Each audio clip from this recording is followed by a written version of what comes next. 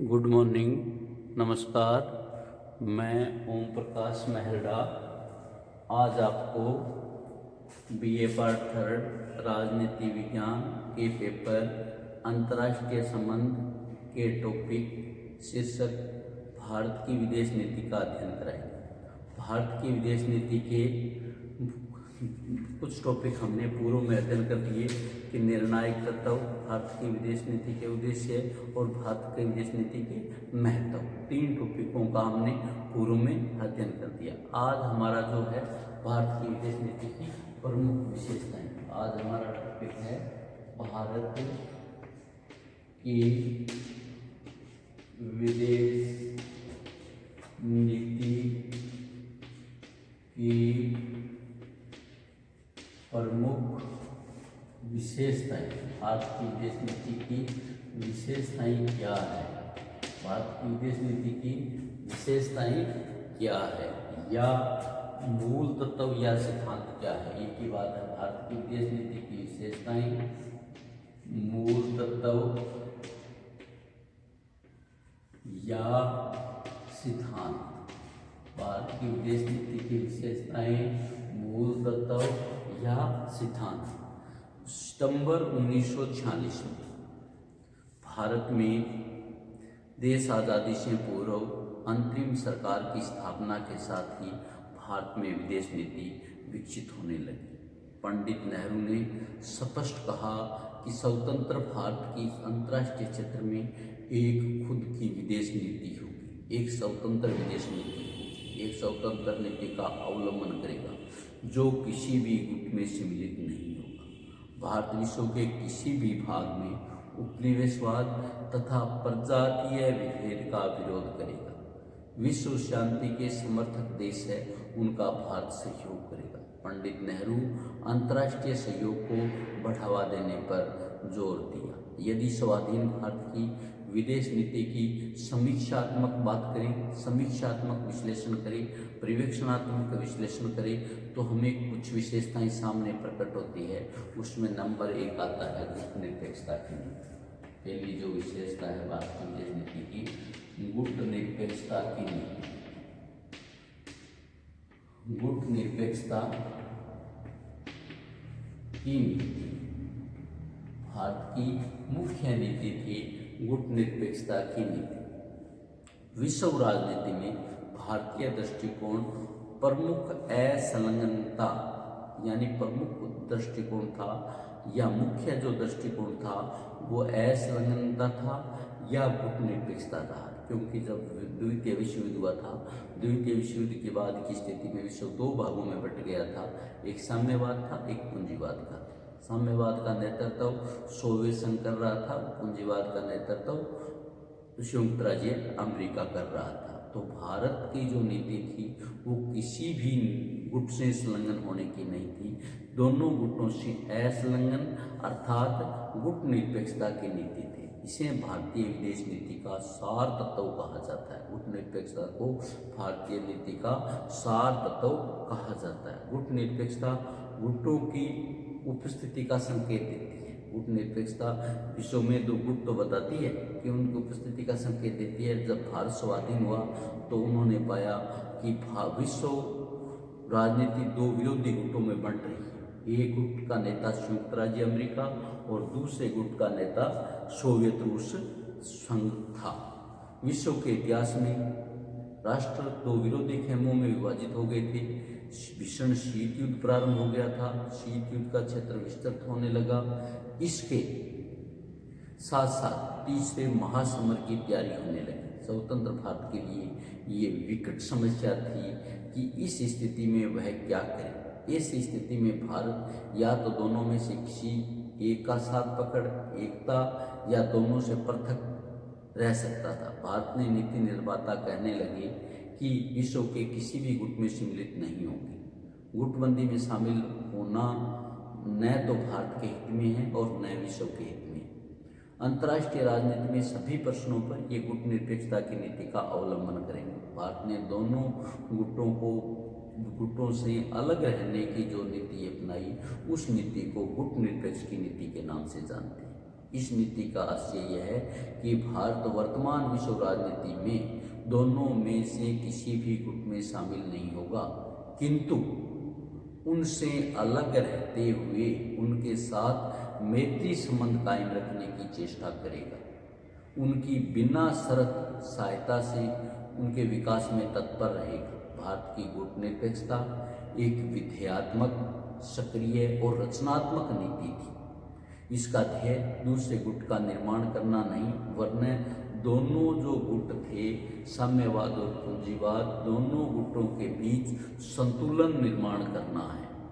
असंलग्नता की ये नीति सैनिक गुटों से अपने आप को दूर रखती है, किंतु पड़ोसी व अन्य राष्ट्रों के बीच अन्य प्रकार के सहयोग को प्रोत्साहन देती है। यह गुटनिरपेक्षता नकारात्मक तटस्थता, अप्रगतिशीलता अथवा उपदेशात्मक नीति नहीं है। इसका अर्थ सकारात्मक है, अर्थात जो सही है, न्याय संगत है, उसकी सहायता और समर्थन करना, तथा जो अनीतिपूर्ण, अन्याय संगत है, उसकी आलोचना और निंदा करना। अमेरिकी सीनेट में बोलते हुए भारत के प्रथम प्रधानमंत्री पंडित नेहरू ने स्पष्ट कहा था, यदि स्वतंत्रता का दमन होगा, न्याय की हत्या होगी, कहीं आक्रमण होगा, तो हम न तो आज तटस्थ रह सकते और न भविष्य में तटस्थ रह सकते। कृष्ण मेनन ने भी संयुक्त राष्ट्र संघ की महासभा में भारतीय विदेश नीति का विश्लेषण करते हुए कहा था कि हम तटस्थ देश नहीं हैं, हम युद्ध और शांति के संदर्भ में तटस्थ नहीं हैं, हम साम्राज्यवादी तथा अन्य अध्यापित स्थापित करने के संदर्भ में तटस्थ नहीं हैं, हम नैतिक मूल्यों के संबंध में तटस्थ नहीं हैं, हम उन सब बड़ी आर्थिक और सामाजिक संदर्भ में तटस्थ नहीं हैं जिनकी कमी भी उद्देश्य हो सकता है। हमारी स्थिति यह है कि हम शीत युद्ध की स्थिति में गुटनिरपेक्ष अप्रतिबद्ध है। इसी संदर्भ में अप्पादोराई ने भी कहा था, ये स्वतंत्र विदेश नीति का तटस्थ एक ही बात नहीं है। यदि कहीं कहीं युद्ध होता है, इस नीति की मांग होगी कि स्वतंत्रता और शांति के उद्देश्यों को प्राप्त करने के लिए भारत स्वतंत्र राष्ट्र का साथ दे। ये एक नकारात्मक नीति नहीं है, यह सकारात्मक है। इसका उद्देश्य समविचारवादी राष्ट्रों के साथ मिलकर, समविचारवादी समान विचार वाले राष्ट्रों के साथ मिलकर शांति, स्वतंत्रता और मैत्री के उद्देश्यों को प्राप्त करना है। अपना तथा अन्य अर्धविकसित राष्ट्रों का आर्थिक विकास करना है। गुटनिरपेक्षता का अर्थ यह है कि विश्व के किसी भी गुट के साथ जुड़ा हुआ न होना, अर्थात नाटो, सीटो या वार्सा संगठनों जैसे किसी भी संधि में शामिल न होना। यह एक ऐसी नीति है, कौन सी? गुटनिरपेक्षता की, जो विश्व के स्वतंत्र नीति का अनुसरण करती है। हर समस्या पर अपने विचार को प्रकट करने, अपने दृष्टिकोण को अपनाने के लिए स्वतंत्र समझती है। यह किन्हीं पूर्वाग्रहों के आधार पर कार्य नहीं करती। यह समस्याओं तथा वस्तुनिष्ठ दृष्टिकोण अपनाती है, व्यक्तिनिष्ठ नहीं। भारत की गुटनिरपेक्षता स्विट्जरलैंड या ऑस्ट्रेलिया की तटस्थता के समान नहीं है और न ही एक स्थायी तटस्थता है। इसका सरल अर्थ केवल यह है कि इन दोनों शक्तिशाली गुटों द्वारा उत्पन्न समस्याओं से हम सामान्यतः किसी का भी पक्ष लेना नहीं चाहते, अंतर्राष्ट्रीय विवादों में नहीं पड़ना चाहते। गुटनिरपेक्षता का अर्थ है, प्रथम जो अर्थ है वो गुटों से अलग रहना, द्वितीय है शीत युद्ध में भाग न लेना, तीसरा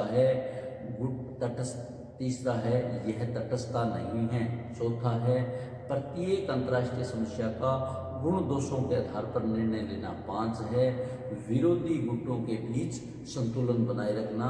ये भारत की गुटनिरपेक्षता की नीति थी। भारत की गुटनिरपेक्षता पलायनवाद की भी नीति नहीं है। एशिया के प्रमुख राष्ट्र के रूप में भारत अपने उत्तरदायित्व से कभी बचना नहीं चाहता।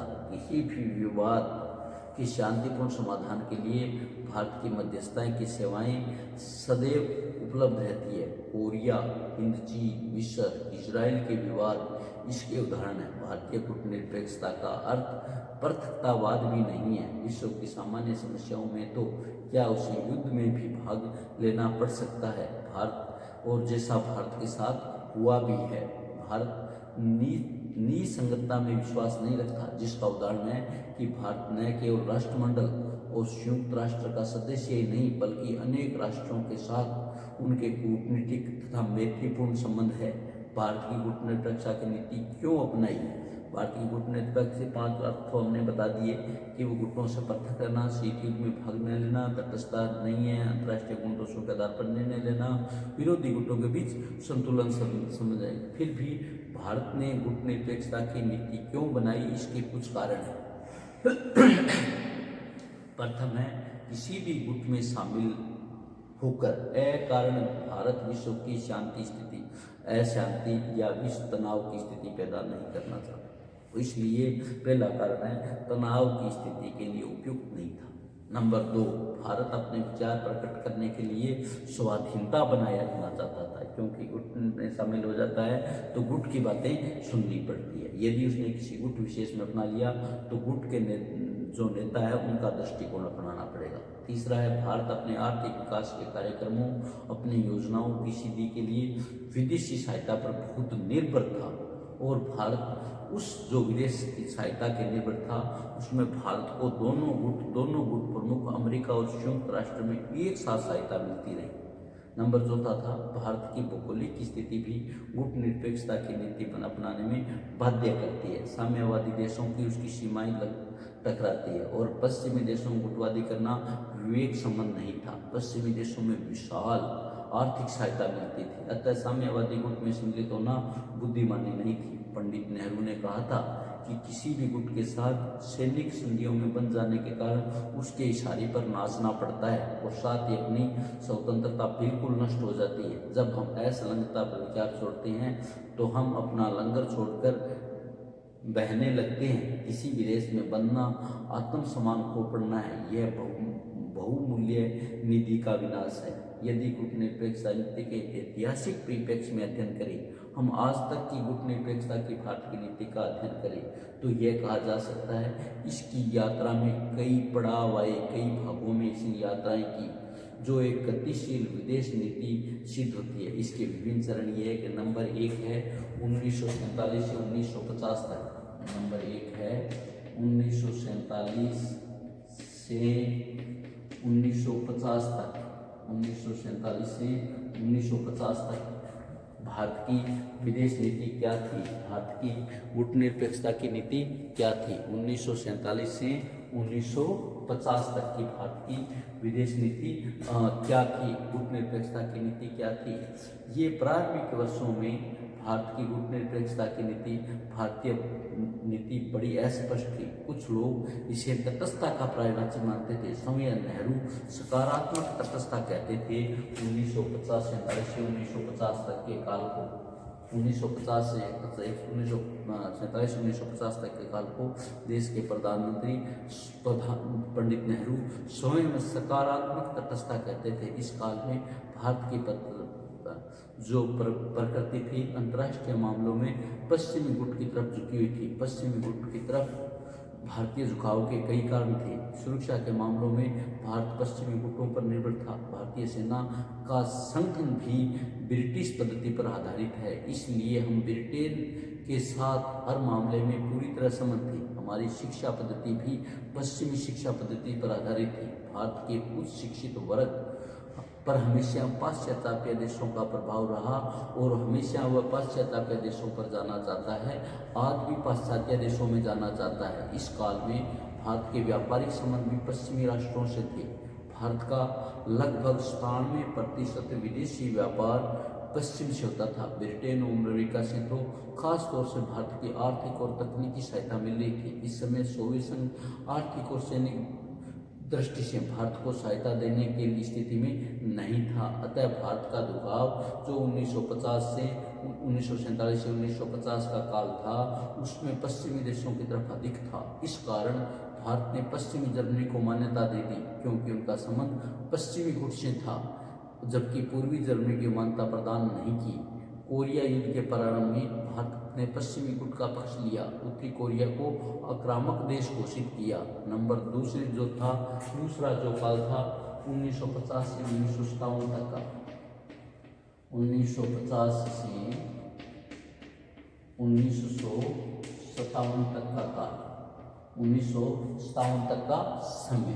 1950 से 1957 तक के समय में भारत सोवियत रूस के संघ के प्रति जो दृष्टिकोण था उसमें बदलाव आया। इसका कारण ये था कि 1953 में स्टालिन की मृत्यु के बाद भारत के प्रति सोवियत दृष्टिकोण काफ़ी उदार होने लगा था। इस काल में अमेरिका के साथ भारत के संबंधों में कटुता आने लगी, क्योंकि 1954 में अमेरिका और पाकिस्तान के मध्य एक सैनिक संधि हुई, जिसके अनुसार अमेरिका ने पाकिस्तान को विशाल पैमाने पर सशस्त्र देने का निर्णय किया।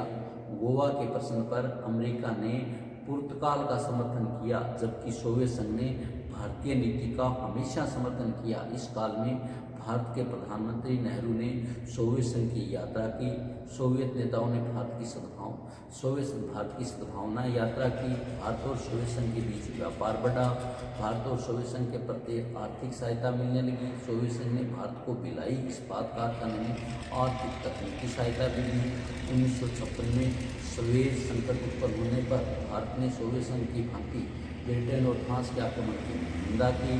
हंगरी की समस्या पर भारत की जो विदेश नीति थी जो सोवियत संघ का समर्थन करती रही, और संयुक्त राष्ट्र के जब हंगरी समस्या पर विचार हुआ तो भारतीय प्रतिनिधि ने सोवियत संघ की कटु आलोचना की। नंबर तीसरा था 1957 से 1962।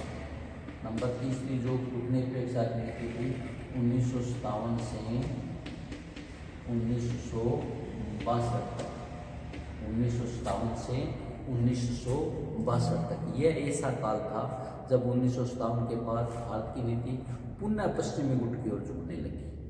इसके कई कारण थे। 1957 के आम चुनाव में भारत के केरल राज्य में साम्यवादी सरकार की विजय हुई। साम्यवादी सरकार से विजय होने से भारत ने यह समझा कि साम्यवाद भारत में प्रवेश कर रहा है। भारत ने इसको गंभीर आर्थिक संकट विद्यमान था। देश में खाद्यान्न तथा विदेशी मुद्राओं की कमी भारत को बाध्य कर दिया कि पश्चिमी गुट से देशों के साथ तालमेल बढ़ाए। इस काल में नेहरू ने अमेरिका की सद्भावना यात्रा की। पश्चिमी साम्राज्य का विरोध दबी जबान में करने लगा। नंबर 4 था 1962 का चीनी आक्रमण और भारतीय कूटनीतिक। 1962 का चीनी आक्रमण, 1962 का चीनी आक्रमण तथा भारतीय कूटनीतिक तथा भारतीय कूटनीतिक। 1962 का चीनी आक्रमण तथा भारतीय कूटनीतिक। नवंबर 1962 में चीन आक्रमण प्रसारी के समय में कूटनीतिकता की नीति की अग्नि परीक्षा हुई। अनेक आलोचकों ने भारत की असंलग्नता की नीति की कटु आलोचना की। उन्होंने कहा कि भारत की निर्गुट नीति राष्ट्रीय हितों की रक्षा में असमर्थ है। A.D. गोरवाड़ के शब्दों में विदेश नीति का लक्ष्य राष्ट्र के हितों को सुरक्षित करना होता है। सबसे बड़ा हित राष्ट्र की अखंडता है और यह हमारी नीति विफल सिद्ध हुई है। दूसरी आलोचना यह थी कि इसकी रक्षा के लिए पश्चिमी राष्ट्रों के साथ सैन्य गठबंधन में शामिल न होना भारत की भारी भूल थी। यदि पश्चिमी देशों के साथ मिलकर किसी सैनिक संगठन का सदस्य होता तो चीन उस पर हमला करने की हिम्मत नहीं करता। यह भी कहा जाता है कि कूटनीतिकता की नीति पंचशील के सिद्धांतों पर आधारित है। इसी कारण हमने देश की प्रतिरक्षा के लिए आवश्यक तैयारी करने की घोर अपेक्षा की, जिसके कारण हमें भारी पराजय और क्षति उठानी पड़ी। यह भी कहा जाता है कि कूटनीतिकता की नीति के कारण हम अपने मित्रों की संख्या में वृद्धि नहीं कर पाए, हम अपने मित्रों की संख्या को बढ़ा नहीं पाए। हमने एशिया और अफ्रीका के नवीन राज्यों की स्वतंत्रता का समर्थन किया, किंतु जब चीन ने हम पर हमला किया तो किसी ने भी देश ने, जिन देशों का हम समर्थन कर रहे थे उनमें से किसी भी देश ने हमारा साथ नहीं दिया। इसके विपरीत पश्चिमी देशों अमेरिका, इंग्लैंड, कनाडा, पश्चिमी जर्मनी ने हमें तत्काल भारी मात्रा में हवाई जहाज़ों से भरा हुआ रण सामग्री पहुंचाई। आलोचकों ने यह भी कहा कि हमारी नीति गुटनिरपेक्षता की कही जाती है, किंतु हम साम्यवादी से गुट से संबंधित एक ही बड़े सदस्य से लड़ रहे हैं। दूसरे गुट के देश हमें प्रचुर मात्रा में आर्थिक सहायता दे रहे हैं, तो क्या हमारी नीति को निर्गुट कहा जा सकता है? इनकी आलोचनाओं के उत्तर में पंडित नेहरू ने कहा कि चीन का मुकाबला करने के लिए भारत ने जो कि शस्त्र की सहायता ली है, उसके साथ किसी प्रकार की शर्त नहीं लगी हुई है। बिना शर्त सहायता की असंलग्नता से नीति दूर हटना नहीं कहा जा सकता।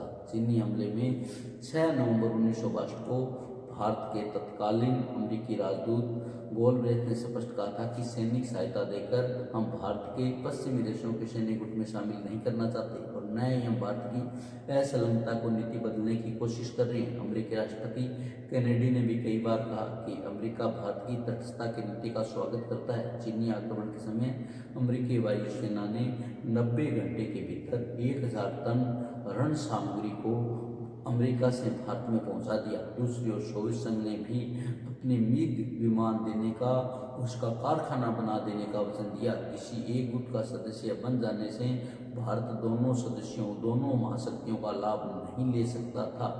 अमेरिकी विदेश मंत्री सचिन डी रसक ने कहा था कि वर्तमान परिस्थितियों में असंलग्नता की नीति भारत के लिए सर्वोच्च है। यदि असंलग्नता की नीति को छोड़कर भारत अमेरिकी गुट में शामिल हो जाता तो भारत चीन युद्ध संघर्ष के समय शीत युद्ध का एक अंग बन जाता। इसलिए पंडित नेहरू ने स्पष्ट कहा कि भारत अपनी रक्षा के लिए सभी मित्र राष्ट्रों से सहायता लेगा, लेकिन असंलग्नता की नीति का परित्याग नहीं करेगा। नेक्स्ट है भारत पाक युद्ध 1965। पांचवा है भारत पाक युद्ध 1965। भारत पाक युद्ध 1965 और गुटनिरपेक्षता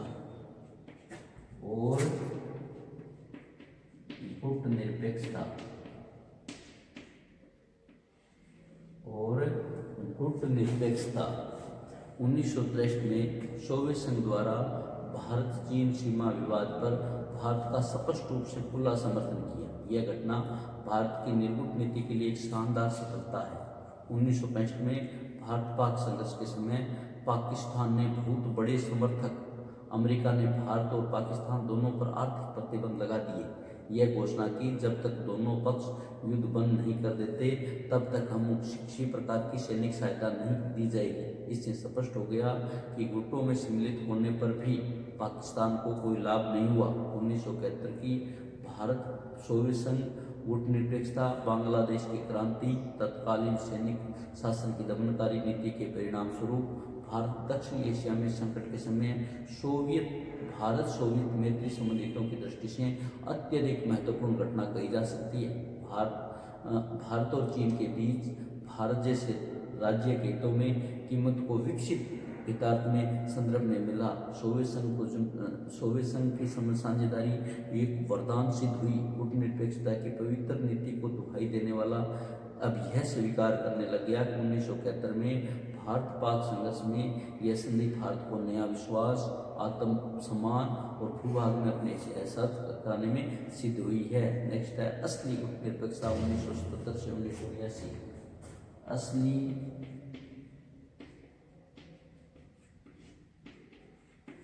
गुटनिरपेक्षता